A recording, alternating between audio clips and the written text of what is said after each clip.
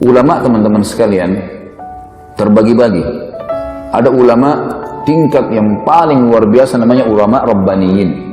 Ulama rabbaniyin adalah ulama-ulama yang memang sampai pada level seorang alim ulama yang sesuai dengan sabda Nabi SAW, al-ulama warahatul anbiya, ulama pewarisnya para nabi. Mereka orang-orang yang selalu berinteraksi sama kitabullah. Mereka kita temukan selalu berinteraksi dengan hadis-hadis Nabi SAW. Selalu kalau penyampainya kalau Allah, kalau Rasul, tidak pernah dari pendapatnya sendiri, dinukil Al-Quran dan Sunnah dari kisah para sahabat, dari para tabi'in yang dikenal dengan salafil ummah. Ini ulama-ulama rabbaniyin. Dan kalau antum mau jadikan sebagai contoh saja, ini contoh. Kalau antum pas umroh, kalau saya lagi bimbing umroh, saya selalu mengajak jemaah laki-laki dan karena jemaah perempuan terpisah di musola perempuan. Itu kalau lagi di Masjid Nabawi atau di Masjid Haram Mekah, saya sering ajak kalau bertepatan lagi sholat sama saya karena jemaah memiliki bebas jadwal untuk sholat masing-masing. Jadi maka yang sama saya dudukin habis subuh atau habis maghrib. Saya terjemahkan hari ini di masjid ini, hari ini di syekh ini, besok di syekh sana gitu. Ini syekh, ini pak ya yang dikatakan oleh syekhnya. Hukum ini macam-macam. Selalu perkataannya Allah, kalau Rasul. Allah berfirman, Rasulullah bersabda. Tidak pernah ada ini pendapat saya, ini pendapat guru saya. Gitu. Setelah itu teman-teman sekalian saya terjemahkan mereka, saya tanya, Pak, bagaimana pendapatnya? Ya, dari tadi ini kita dengar semuanya ilmu. Saya bilang saya terjemahkan letterlet saja. Dan ini yang banyak divonis di Indonesia dengan istilah Wahabi. Gitu. Ini Wahabi nih. Apa itu Wahabi? Nggak ngerti. Pokoknya Wahabi suka kafirkan orang. Dari mana Wahabi kafirkan orang ini? Saya tidak pernah mendengar dengan telinga saya ini teman-teman sekalian. 7 tahun di Madinah ada guru kami mengatakan si fulan kafir, si fulan kafir. Nggak pernah saya dengar ini. Ada.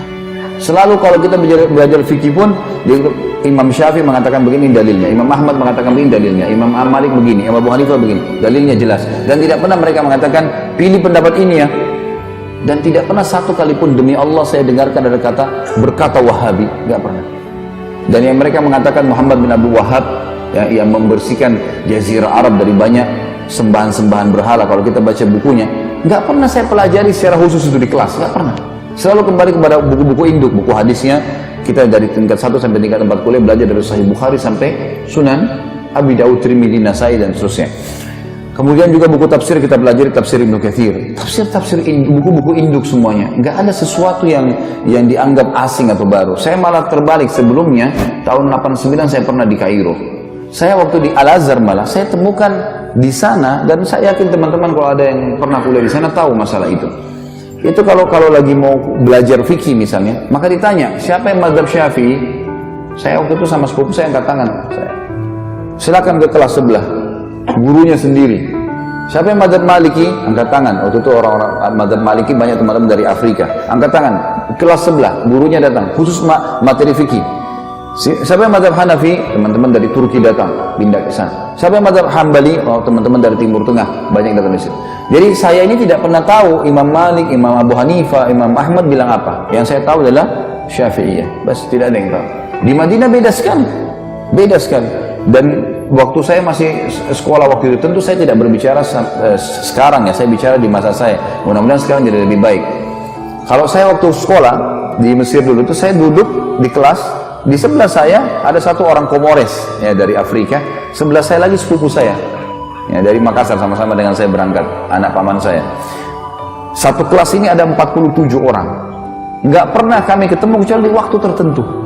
Nah, di waktu tertentu, kadang-kadang cuma ada beberapa anak Turki datang atau beberapa anak Afrika lain datang. Tapi saya nggak pernah kenal wajahnya. Begitu hari ujian, baru kita kenal wajahnya nih. Penuh. Pada saat itu kampusnya penuh. Kemudian pada saat itu juga semuanya pada hadir. Saya tanya, siapa kamu? Saya fulan. Di kelas mana? Kelas ini. Loh, saya juga di kelas itu. Kok nggak pernah saya lihat? Dia bilang kami cuma datang waktu ujian saja. Jadi sepanjang tahun itu kerjanya cuma duduk-duduk saja di situ, gitu kan? Pergi ke bioskop, pergi kemana-mana, hiburan. Karena Kairo sama dengan Jakarta, nggak ada bedanya gitu kan?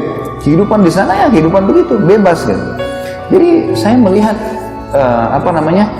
beda sekali antara kondisi yang ada di Saudi dengan kondisi yang ada di negara-negara Islam yang lain. Dan kita perlu terima fakta teman-teman sekalian. Kalau di Mekah tempat lahirnya Nabi SAW, wahyu turun di sana, gitu kan? 13 tahun fase dakwah di sana. 10 tahun penyempurnaan Al-Quran dan meninggalnya Nabi SAW, dan Nabi masih punya rumah sekarang bisa dilihat, ada masjidnya di Madinah. Kira-kira masuk akal nggak 2 kota ini dijadikan sesat oleh Allah? Secara akal nggak mungkin. Dan sampai sekarang saya bilang tadi, lebih baik secara rasional dipraktikin di lapangan, datangi halaqah-halaqah ulama itu dan dengerin dengan hati yang tenang, dengerin apa yang mereka sampaikan. Baru kemudian kita bisa menghakimi seseorang. Karena saya lihat ini di Indonesia banyak sekali isu sekarang selalu dia Wahabi. Momok yang menakutkan Wahabi. Saya sampai waktu mau pergi ke Madinah, saya ketakutan dengan istilah Wahabi ini. Karena ada beberapa teman-teman ayah saya yang mengatakan, hati-hati di sana, ambil ilmunya tapi jangan jadi Wahabi. Ini ambil ilmunya tapi jangan jadi Wahabi, bagaimana ceritanya? Kan saya lagi belajar di sana. Jadi setiap guru masuk saya lihat ini Wahabi. Apa yang dia mau sampaikan nih? Ini momok seperti apa? Sembeli lehernya orang, ini kafir, kayak sudah menakutkan. Saya waktu itu ketakutan sendiri. Setelah 6 bulan saya belajar, saya lihat selalu guru datang, qala Allah, qala Rasul. Allah berfirman, Rasulullah bersabda, dinukil dari Ibnu Abbas, dari Ibnu Umar, dari ini. Kisah semua yang berhubungan dengan para sahabat, para tabi'in, generasi emas. Imam yang 4 yang terkenal madhabnya. Karena sesuatu yang baru. Dan setiap kali guru-guru keluar habis menjelaskan sebuah materi, pasti saya rasa iman saya bertambah. Terus apa nih masalahnya? Kalau ini yang selama ini divonis sebagai Wahabi, ini berarti keliru nih. Ada sesuatu nih. Setelah saya telusurin, ternyata istilahnya keluar dari mulutnya orang-orang Syiah. Sengaja mereka memvonis itu supaya yang paling banyak membongkar kedok mereka, supaya yang mereka mengatakan Quran kurang, mereka mengatakan bahwasanya sahabat kafir. Ini adalah orang-orang yang ada di tempat lahirnya Nabi SAW dan tempat meninggalnya Nabi SAW. Pernahkah kita lihat teman-teman sekalian, pemerintahan Saudi sekarang merusak Masjid Haram dan Masjid Nabawi? Atau mungkin tidak mengurus rumah Nabi SAW, tidak mengurus Masjid Nabi? Terbalik, malah diurus, dirawat. Jemaah haji kalau masuk merasa tentram di sana ibadah. Tentu saja pemerintahan semua punya kekurangan. Sudah saya sebutkan di sirah kemarin. Ingat teman-teman sekalian, tolok ukur kehidupan adalah masa hidupnya Nabi SAW di Madinah. Kalau di zaman Nabi SAW saja ada orang kafir, ada orang munafik, ada orang maksiat dan ada orang mukmin, di zaman Nabi SAW apalagi kerajaan Saudi, apalagi pemerintahan Indonesia, apalagi semuanya gitu kan.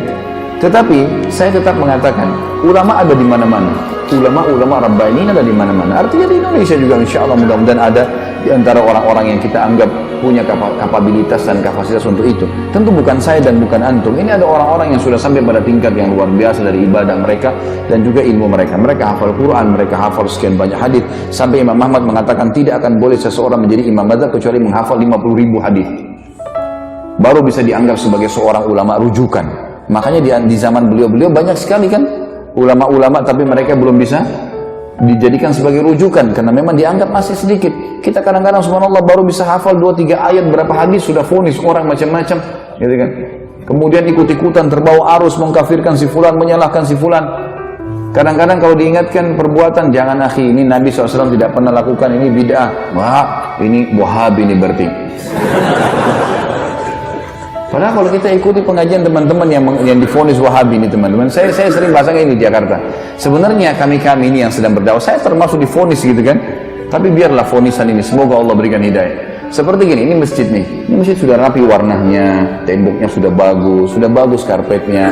Setiap muslim yang datang, saya sebagai pengurus masjid mengingatkan, Pak, jangan dikotorin masjidnya ya. Jangan diubah catnya, gak usah diganggu AC-nya. Urusan sudah rapi nih. Udah tinggal datang sholat, seperti itulah. Nah teman-teman yang buat bidah ini adalah orang yang seperti masuk masjid, coret sana warnanya, tambah-tambah yang lain lah, ubah-ubah ini, pencet-pencet AC-nya. Makanya diingatkan, jangan, agama sudah sempurna, hanya itu kok. Wah ini Wahabi. Wahabi apa ini? Akhirnya umat ini kayak lari dari dakwah gitu. Gak boleh teman-teman sekalian, akhirnya ini memecahkan umat yang luar biasa, terpecah kemana-mana. Baik. Kalau diingatkan, antum mau dengar, alhamdulillah. Kalau antum merasa diri antum benar, fadhal, jalani. Kalau teman-teman ini misalnya diingatkan, jangan akhi, ini karena tidak pernah Nabi SAW melakukan. Enggak, tapi ini, fadhal, silakan. Tapi ingat, di muka bumi ini kita seperti orang yang sedang belanja di supermarket. Setiap orang di antara kita boleh pilih produk yang dia mau, tapi lewat kasir. Hati-hati. Kami mengingatkan supaya jangan salah. Karena kalau ada dalil, pasti udah diterima sama Allah. Nggak ada dalil, bimbang, paling tidak ragu kan gitu. Dan masih tanda tanya, diterima nggak ya? Nah, kenapa harus jerumuskan diri pada hal itu? Orang yang masuk pada perbuatan teman-teman yang minimal syubhat, apa kata Nabi SAW? Halal jelas, haram jelas. Di antaranya ada hal yang samar-samar. Siapa yang menyelamatkan dirinya dari hal samar-samar, dia telah menyelamatkan kehormatan dirinya dan agamanya. Dan siapa yang menjerumuskan dirinya pada hal yang syubhat, dia telah menjerumuskan dirinya pada yang haram.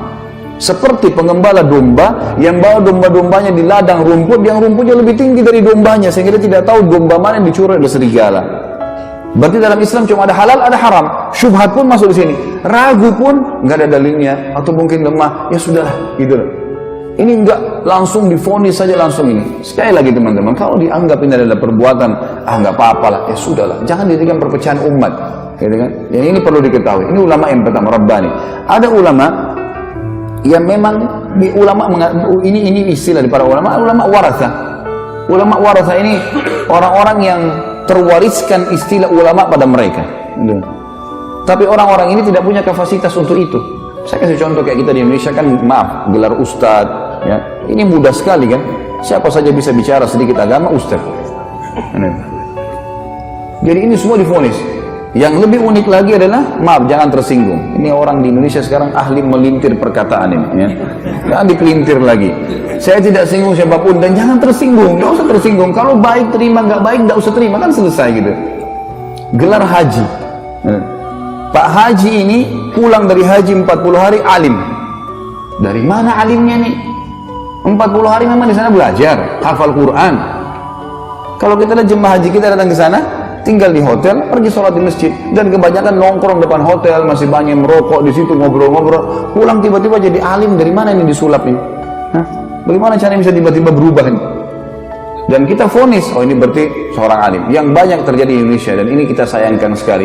Kalau khatib tidak hadir, baik silakan Pak Haji gantikan. Itu semua Pak Haji silahkan, tidak ada yang larang, asal dia punya kapasitas ilmu silakan. Tapi dia naik bicara. Banyak orang di Indonesia terjadi fakta, ya. Kemudian dia turun dari mimbar, dia tidak mau lagi mengatakan tidak tahu, semua tahu. Dan yang jadi masalah pengikutnya fanatik, walaupun salah. Nah ini yang jadi hal yang luar biasa. Ini namanya ulama waratha. Ada orang kakeknya kiai, ayahnya kiai, anaknya jadi kiai otomatis. Dari mana ini otomatis? Ilmu itu harus dipelajari, nggak bisa. Kan itu. Ada yang ketiga, yang terakhir, ulama su. Dan ini Nabi SAW sebutkan, akan datang nanti satu zaman di mana umatku dipimpin oleh ulama su, ulama yang buruk. Kok ada ulama buruk, apa maksudnya? Kata Nabi SAW adalah ulama yang memanggil umat ini pada kesesatan. Mereka diberikan julukan ulama, tapi mereka ngajak orang-orang untuk berbuat hal-hal yang dikarang-karang sama dia, buat cara ibadah sendiri, nggak butuh dengan syariat. Gimana caranya nggak butuh syariat? Kita butuh Al-Quran dan Sunnah, panduan. Nabi SAW mengatakan, telah aku tinggalkan kepada kalian dua perkara, kalau kalian berpegang teguh padanya tidak akan pernah salah selamanya. Kitabullah wa sunnati. Dan kita sayangkan sekarang memang banyak orang juga. Ini satu hal yang perlu kita garis bawahi, supaya kita paham teman-teman sekalian.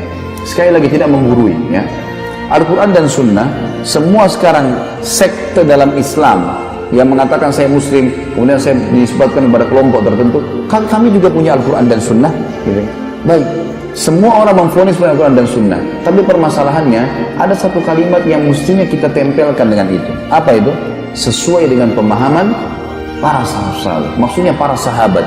Al-Quran turun kepada para sahabat, banyak ayat turun kepada para sahabat. Hadis-hadis Nabi SAW disebutkan di hadapan para sahabat. Berarti kalau kita kembali kepada tafsir, kita kembali kepada hadis Nabi SAW, lihat perkataan para sahabat. Itu yang penting. Kita sekarang nggak ayat Al-Quran kita vonis sendiri. Banyak orang-orang yang akhirnya menyalahkan orang lain karena masalah ayat dibaca, oh ini maksudnya begini, sudah selesai, dihakimi sama dia.